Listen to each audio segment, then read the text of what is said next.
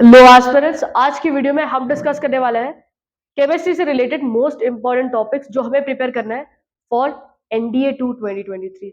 Make sure in topics को तुम बिना छोड़े एकदम अच्छे से पढ़ो। ओके, क्योंकि ये चैप्टर में से बहुत सारे क्वेश्चंस या इन टॉपिक्स में से बहुत सारे क्वेश्चंस आते हैं, तो इट्स बेटर कि तुम ऑलरेडी इसको प्रिपेयर करके जाओ। ओके, तो मोस्टली जो क्वेश्चंस आते हैं हमारे केमिस्ट्री में वो आते हैं क्लास 10 और क्लास 9 से, राइट? तो हम ये डिस्कस करेंगे कि यार इसमें मोस्ट इंपॉर्टेंट टॉपिक्स कौन से हैं और इन्हें क्यों प्रिपेयर करना चाहिए। ओके, तो सबसे पहले हम उठा लेते हैं क्लास 10। ओके, अब क्लास 10th में जो सबसे फर्स्ट चैप्टर है जो तुम्हें प्रिपेयर करना है दैट इज केमिकल इक्वेशन वाला। कौन सा? Chemical equation. अब ये चैप्टर क्यों प्रिपेयर कर रहे हो? क्योंकि ये चैप्टर बहुत ज्यादा इंपॉर्टेंट है। क्योंकि देखो, केमिकल इक्वेशन वाला जब तुम चैप्टर पढ़ोगे ना, इस चैप्टर के अंदर के रिएक्शंस को एकदम अच्छे से पढ़ना, एकदम अच्छे से पढ़ना, क्योंकि इसके अंदर इतने इंपॉर्टेंट इंपॉर्टेंट रिएक्शंस हैं जो बहुत डायरेक्टली टेस्ट के अंदर पूछे जाते हैं, जो डायरेक्टली टेस्ट के अंदर आते हैं। ओके, फॉर एग्जाम्पल एक बार एक क्वेश्चन आया था कि ये वाला जो रिएक्शन है, ये ये वाला रिएक्शन या ऐसे कुछ कुछ रिएक्शन देते हैं और बोला गया था कि कौन सा reaction black and white photography में यूज किया जाता है, राइट? तुम्हें तभी ये चीज आएगी जब तुम्हें पता होगा। तो चैप्टर 1 को इन डिटेल विद रिएक्शंस अच्छे से पढ़ लो। एंडोथर्मिक रिएक्शन क्या होता है? क्वेश्चन आया था कि जिस रिएक्शन के अंदर हीट यूज होती है उस टाइप के रिएक्शन को तुम क्या बोलते हो? ओके, ये तुम्हें पढ़ना है। उसके बाद ऑक्सीडेशन रिडक्शन पे क्वेश्चन आए थे कि ऑक्सीडेशन में क्या होता है, जो लॉस ऑफ इलेक्ट्रॉन है, लूजिंग ऑफ इलेक्ट्रॉन, उसको ऑक्सीडेशन बोलते हो, रिडक्शन बोलते हो, क्या बोलते हो तुम? डायरेक्ट क्वेश्चन आया था इस पे। ओके, तो चैप्टर 1 में हर एक रिएक्शंस को और बीच बीच में से एकदम अच्छे से पढ़ना, क्योंकि इसके अंदर बहुत ज्यादा ज्यादा इंपॉर्टेंट चीजें हैं। जैसे वो फेरस सल्फेट है, उसके जो वाटर ऑफ क्रिस्टलाइजेशन है वो कितने सारे हैं। ओके, बहुत इंपॉर्टेंट चीजें जो तुम्हें एकदम अच्छे से प्रिपेयर करिए। ये हमारा हो गया केमिकल इक्वेशन के बारे में। केमिकल इक्वेशन के बाद जो second chapter that you have to prepare is, तो पढ़ना है chapter 2 that is acid bases and salts. Acid bases and salts. अगर तुम इसकी बात करोगे ना, इसमें से डायरेक्ट क्वेश्चन आता है बेसिस आर बेटर, सार, नन, ऑल।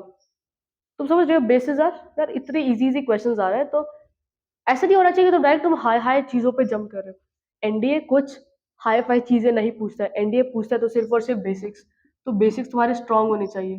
तुम्हें लिटमस पेपर मालूम होने चाहिए कि लिटमस नेचुरल इंडिकेटर कौन सा है, फिनोल्फ्थालीन वो कैसा इंडिकेटर है, सिंथेटिक है, नेचुरल है, किस टाइप का इंडिकेटर है, राइट? तो ये हो गया तुम्हारा एसिड बेसिस। और इस चैप्टर में से सॉल्ट्स के बारे में बहुत सारी चीजें पूछी जाती है। सॉल्ट्स किसके बारे में? सॉल्ट्स वो पूछ लेंगे जो तुम्हारा सोडियम कार्बोनेट, उसके अंदर कितने वाटर ऑफ क्रिस्टलाइजेशन है, तुम्हारा जो बेकिंग पाउडर है उसका फॉर्मूला क्या है, तुम्हारा जो ब्लीचिंग पाउडर है वो कैसे फॉर्म हो रहा है, कैल्शियम ऑक्सीक्लोराइड वो कैसे फॉर्म होता है, कैल्शियम ऑक्सीक्लोराइड किसका फॉर्मूला है। तो सॉल्ट्स को तो एकदम अच्छे से बाय हार्ट करके जाना, उसके केमिकल नेम, उसके फॉर्मूले, सब कुछ। ओके, और इनके यूजेस भी। वो डायरेक्टली अगर पूछे थे जो सोडियम कंपाउंड जिसका यूज करके ग्लास ग्लास बनाते हैं वो कौन सा है? Borax, right? वो कुछ कुछ ऐसे क्वेश्चंस आते हैं। तो मेक श्योर जब तुम सॉल्ट्स पढ़ रहे हो, सॉल्ट्स में तुम्हें केमिकल नेम,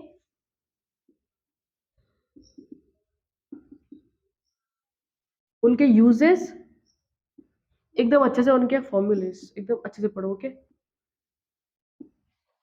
तो सॉल्ट्स वाले चैप्टर में बहुत इंपॉर्टेंट है।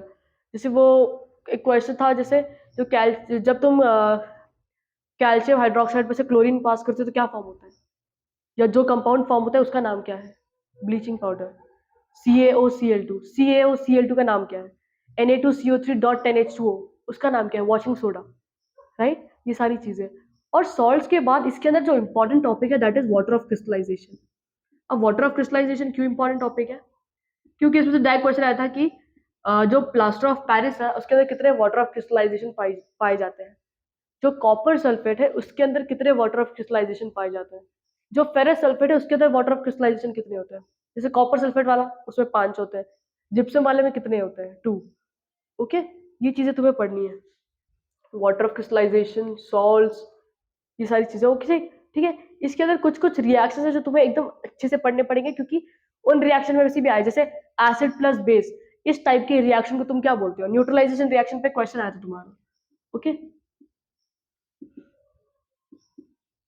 और इसके अंदर से और एक बहुत इंपॉर्टेंट चीज पढ़नी है, दैट इज कौन सा एसिड कौन से इसमें पाया जाता है। जैसे डायरेक्ट क्वेश्चन आया था, टोमेटो में कौन सा एसिड प्रेजेंट होता है, लाइक ऑक्सैलिक एसिड। टैमरिंड में कौन सा एसिड प्रेजेंट होता है, टार्टारिक एसिड, ओके। तुम्हें और एक चीज लिख देते हैं, materials and acid present in them, okay. ये चीज तुम्हें पढ़नी है। Chemical equation, acid base and salts के बाद थर्ड चैप्टर जो हमें कुछ जो उसके टॉपिक्स पढ़ने हैं वो है मेटल्स एंड नॉन मेटल्स। अब ये क्यों पढ़ना है, या इसके अंदर इंपॉर्टेंट चीजें क्या है, मेटल्स और नॉन मेटल्स की प्रॉपर्टीज पढ़ लेना कि डक्टिलिटी क्या होती है, मेलिएबिलिटी क्या होती है, कि द प्रॉपर्टी जिसके अंदर तुम मेटल को एक शीट के अंदर कन्वर्ट कर सकते हो, या प्रॉपर्टी जिसके अंदर तुम मेटल को एक वायर के अंदर कन्वर्ट कर सकते हो, उन प्रॉपर्टीज का नाम, ओके। जो शाइनिंग प्रॉपर्टी है वो किस वजह से हो रही है, या जो तुम्हारा टिंग टिंग की आवाज आती है, सोनोरस, वो उस प्रॉपर्टी को क्या बोलते हैं, ओके। तो इसके अंदर तुम्हें प्रॉपर्टीज बहुत अच्छे से पढ़ना है। इसके जो चीज तुम्हें पढ़नी है that is occurrence of metals. ये टॉपिक बहुत इंपॉर्टेंट है इसके अंदर, अकरेंस ऑफ मेटल्स। इसके अंदर ना कुछ डायरेक्ट क्वेश्चन आते हैं, जैसे जो इम्प्योरिटीज मेटल्स के साथ आती है, जो इम्प्योरिटीज ओर के साथ पाई जाती है, उसका नाम क्या होता है, गैंग, राइट। तो डायरेक्ट क्वेश्चंस भी आते हैं, तो मेक श्योर तुम अकरेंस ऑफ मेटल्स वाला टॉपिक अच्छे से पढ़ के जाओ। Extraction of metals, extraction of metals में कि या occurrence of metals like low reactivity, जो लो रिएक्टिव मेटल्स है, मॉडरेट रिएक्टिव और हाई रिएक्टिव मेटल्स है, वो किस टाइप पे अपने नेचर में पाए जा रहे हैं, राइट। तो occurrence of metals, extraction of metals वापस कि जो लो रिएक्टिविटी मेटल्स है उसको हम कैसे एक्सट्रैक्ट कर सकते हैं, जो मिडिल रिएक्टिविटी सीरीज वाले एलिमेंट्स हैं हम उसको कैसे एक्सट्रैक्ट कर सकते हैं, और जो हाई रिएक्टिविटी सीरीज वाले एलिमेंट्स हैं उसको कैसे एक्सट्रैक्ट कर सकते हैं। अगर हम इसकी बात करेंगे, इसमें से जो क्वेश्चन आए थे वो तुम्हारे डायरेक्ट डायरेक्ट पूछे गए थे, रोस्टिंग, कैल्सिनेशन। अब वो क्या पूछ लेते हैं कि बर्निंग ऑफ या ओर को जब तुम सफिशिएंट अमाउंट ऑफ एयर में हीट कर रहे हो उस प्रोसेस को क्या बोलोगे, जब तुम लिमिटेड अमाउंट ऑफ एयर या नो एब्सेंस ऑफ एयर में हीट कर रहे हो उस प्रोसेस को क्या बोलोगे, रोस्टिंग, कैल्सिनेशन। ये सारे टर्म्स तुम्हें एकदम बाय हार्ट एकदम अच्छे से क्लियर होने चाहिए, ओके। सो मेक श्योर तुम ये वाले टॉपिक को एकदम अच्छे से पढ़ के जाओ। इसके अंदर से और एक क्वेश्चन आया था, वो था थर्मल रिएक्शन। जब तुम एल्यूमिनियम और वो जो आयरन वाला जो बहुत lot of amount heat produce होता है, ये वाला रिएक्शन कहाँ पे यूज किया जाता है। यह क्वेश्चन ऐसे आया था कि रेलवे ट्रैक्स को ज्वाइन करने में कौन सा रिएक्शन यूज किया जाता है, थर्माइट रिएक्शन। कौन सा,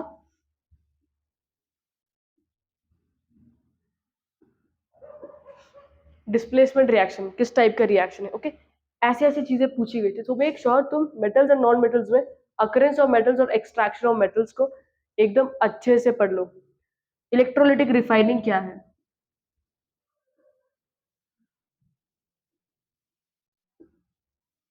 ओके, इलेक्ट्रोलिटिक रिफाइनिंग। इसके बाद अगर हम बात करेंगे जो next chapter that we have to prepare is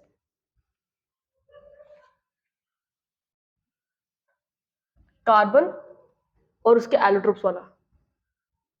carbon में याद रखना कि क्वेश्चन कैसा था कि बक में कुछ जैसे दिए थे कार्बन के एलोट्रोप्स गिवन थे, और एक था कि कौन सा कार्बन का एलोट्रोप नहीं है। तो कार्बन में से भी डायरेक्ट डायरेक्ट क्वेश्चन आते हैं, ओके। कैटनेशन क्या हो, कौन सी प्रॉपर्टी है, राइट। एकदम बेसिक बेसिक चीजें, तुम्हें कुछ हाई लेवल का पढ़ना नहीं है इसमें, ठीक है। तो कार्बन एंड इट्स कंपाउंड्स में ऐसा नहीं है कि पूरा चैप्टर तुम पढ़ लो, बट तुम्हें एक बेसिक आइडिया होना चाहिए कार्बन क्या है, उसके एलोट्रोप्स क्या है। बट मेक श्योर तुम carbon and its compound chapter को एकदम अच्छे से पढ़ लो। जो बकमिस्टर फुलरीन है उसके अंदर कितने कार्बन प्रेजेंट है, जो कौन सा कार्बन का वो है जो एकदम अच्छे से हीट कंडक्ट कर रहा है, ओके। ये सारी चीजें पूछी जाती है। डायमंड है, डायमंड की क्या प्रॉपर्टीज है, ओके। कुछ कुछ जैसे जो हार्डेस्ट नॉन मेटल है वो कौन सा है, ओके। और ऐसा कौन सा मेटल है, मेटल तो नॉन मेटल, ऐसा कौन सा मेटल है जिसका लो मेल्टिंग पॉइंट है, ऐसा कौन सा मेटल है जिसका हाई मेल्टिंग पॉइंट है, ऐसा कौन सा मेटल है जो एक्सप्लोसिव रिएक्शंस करता है जब एयर के साथ आ जाए। ओके, और ये भी पूछ सकता है कि जैसे अभी हमारा ये बन रहा है टेन, तो वो किस किस के मिक्सचर से बन रहा है। ओके, तो ऐसी चीजें भी पूछी जाती है। एलॉय वाला चैप्टर भी इसमें टॉपिक इंपॉर्टेंट, ठीक है, एलॉयज, क्योंकि एलॉयज वाला यार वो ऐसे पूछेगा कि जो टेन है वो किस किस के मिक्सचर से बन रहा है, तो यहाँ पे तो फ्री के मार्क्स है ना, तो ये चीजें एकदम अच्छे से पढ़ लेना एलॉय ये वाले टॉपिक में। और कार्बोनाइट्रेट्स इसमें उसके सारे जितने भी फॉर्म्स है, उन फॉर्म्स के फॉर्मूले, उसके अंदर कितने कार्बन यूज हो रहे हैं, ये सारी चीजें तुम्हें पढ़नी है कार्बोनाइट्रेट्स एलोट्रोप्स में। और इसके अलावा और एक चैप्टर जो तुम्हें पढ़ा है दैट इज पीरियोडिक टेबल। अब पीरियोडिक टेबल में तुम्हें ध्यान में रखना है कि जो ग्रुप 17 का नाम क्या है, ग्रुप 18 को क्या बुलाते हो, नोबल गैसेस। ग्रुप 17 को कुछ नाम है, ग्रुप 16 वालों को कुछ नाम है, राइट, वो सारे नाम तुम्हें आने चाहिए, हैलोजेंस, चैल्कोजेंस, ये सारी चीजें। ओके, लीस्ट रिएक्टिव मेटल, ऐसे क्वेश्चन आया था कि जो तुम्हारा इनर्ट गैसेस वाला, ओके, और कौन सा वो है जिसके लास्ट सेल कंप्लीटली फिल्ड होता है, वो कौन से गैसेस होते हैं, noble gases, right. Inert gases कौन सा है, उसमें एक दे देंगे क्रिप्टॉन, कुछ दे देंगे, और मेक श्योर तुम इन चीजों को एकदम अच्छे से पढ़ के जाओ, इनके नाम क्या है, अर्थ मेटल्स किसको बोला जाता है, ग्रुप 1 ग्रुप 2 वाले एलिमेंट्स को। ओके, ये सारी चीजें भी इंपॉर्टेंट रोल करती है। और पीरियोडिक टेबल में, पीरियोडिक टेबल के बारे में ना जो छोटी छोटी चीजें ना वो पढ़ लेना एकदम अच्छे से। मेटलॉइड्स, तुम्हारा मेटल्स, नॉन मेटल्स, और इसके अलावा जो इंपॉर्टेंट चीज पढ़ी दैट इज ट्रेंड्स। ट्रेंड्स कि कौन सी चीज कैसे हो रही है, एटॉमिक नंबर कैसे बढ़ रहा है across the period, down the period, ठीक है, down the group across the period ये। और इसके अलावा electromagnetic character across the period, down the group कैसे चेंज हो रहा है, atomic size down the group across the period कैसे चेंज हो रही है। सो मेक श्योर तुम ट्रेंड्स को एकदम अच्छे से पढ़ के जाओ, ट्रेंड्स वाले टॉपिक को एकदम अच्छे से पढ़ के जाओ। अगर तुमने ये टॉपिक्स पढ़ लिया ना, तुम्हारा केमिस्ट्री में कहीं मार्क्स नहीं जाएगा। अब इसके अलावा कुछ चैप्टर 9 के भी टॉपिक्स जो हमें पढ़ने हैं, that is atoms and molecules, क्योंकि यार अगर बेसिक ही नहीं आएगा। अब ये एटम्स एंड मॉलिक्यूल्स क्यों पढ़ना है हमें, क्योंकि हमें ये पता होना चाहिए, देखो इसके अंदर से क्वेश्चन कैसे आते हैं कि डिस्कवर जो भी डिस्कवरी हुई है, किसकी, न्यूट्रॉन, इलेक्ट्रॉन, प्रोटॉन, उसके साइंटिस्ट कौन थे। ओके, साइंटिस्ट के नाम याद कर लेना अच्छे से। ओके, साइंटिस्ट के नाम इंपॉर्टेंट है क्योंकि जेम्स चैडविक ने क्या डिस्कवर किया था और किसने क्या क्या डिस्कवर किया था। ओके, ये एक चीज है। इसके अलावा तुम्हें इनका थोड़ा सा, इनके बीच में थोड़ा सा रिलेशंस देख लेना। ओके, किस पे कितना चार्ज होता है, किसके ऊपर कितना चार्ज है, कौन सा न्यूट्रल है, कौन सा नेगेटिव है, कौन सा पॉजिटिव है। ओके, ये सारी चीज है। एटम्स एंड मॉलिक्यूल्स, फिर 1 मोल में कितने तुम्हारे एवोगाड्रो नंबर्स प्रेजेंट है। ओके, ये सारी चीजें भी तुम्हें पढ़नी है, जैसे 1 मोल जो भी है, ठीक है, 6.023 इंटू 10⁻23। और इसके अलावा तुम्हें और एक टॉपिक प्रिपेयर करें that is structure of atom. Structure of atom में से डायरेक्ट क्वेश्चन आ चुका है, वो जो के एल एम एन, इस जो के शेल है उसका जो एन की वैल्यू वो क्या होती है, एन शेल की इसकी वैल्यू क्या होती है।